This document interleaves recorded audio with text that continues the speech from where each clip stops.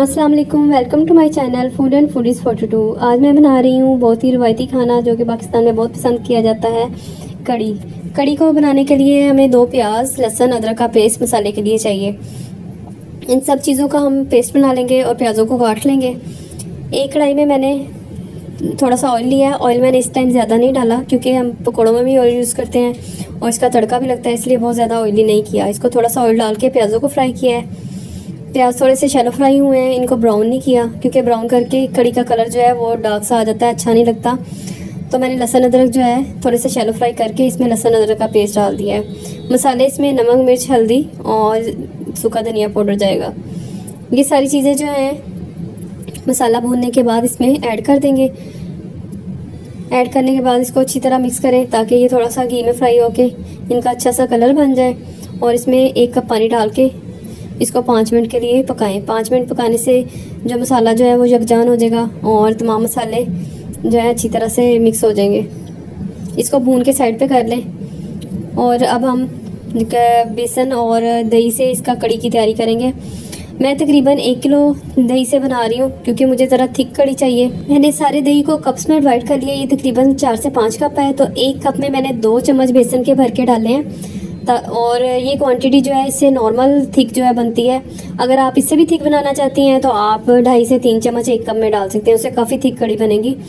ये देखिए मैंने इसमें डाल के साथ में पानी डाल के इसको ग्राइंड कर लूँगी।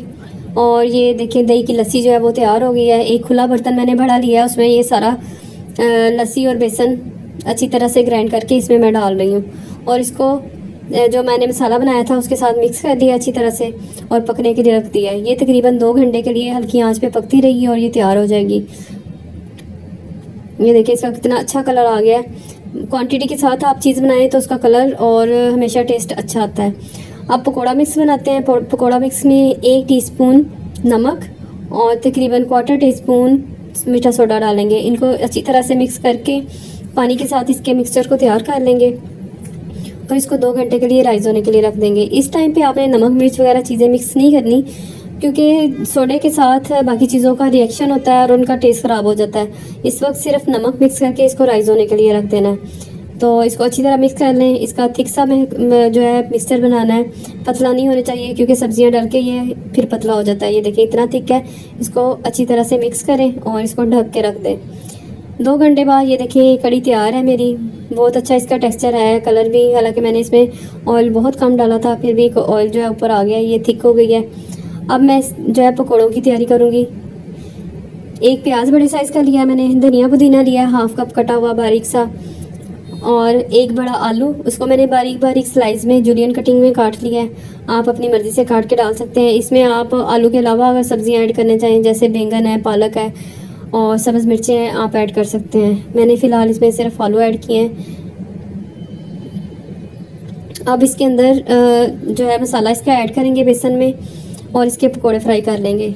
पकोड़े फ्राई करने से पहले सिर्फ 5 मिनट पहले आपने मसाला ऐड करना है। सूखा धनिया मैंने साबुत लिया है 1.5 चम्मच क्योंकि इससे इसका बहुत ज़्यादा अच्छा टेस्ट आता है पकोड़ों का। 1 बड़ा चम्मच अनारदाने का मैंने भिगो के धो के साफ़ करके रखा था, वो मैं डाल रही हूँ। इसके साथ ये मसाले हैं इसके कुटी हुई लाल मिर्च, सूखा धनिया, ज़ीरा, अजवाइन और हल्दी।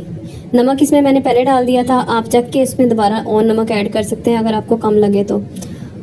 थोड़ी सी मैंने रेड चिली ऐड की है क्योंकि मुझे कम लग रही थी। अब देखिए मैंने एक पकौड़ा डाल के देखा है, घी गर्म हो गया है। आपने मीडियम फ्लेम पे पकोड़े बनाने हैं, तेज़ फ्लेम में वो अंदर से कच्चे रह जाते हैं, और लो फ्लेम पे बनाएं तो वो बहुत ज़्यादा घी को अब्जॉर्व कर देते हैं। इसलिए मीडियम फ्लेम पे हमेशा पकोड़े बनाएं। देखिए पकोड़े कितने अच्छे फ्लफ़ी बन रहे हैं, फूले हुए। इनको सबको निकाल के गरम गरम जो है कड़ी में साथ ऐड करते जाएं। ये देखिए बहुत क्रंची और मज़े के पकोड़े बने हैं।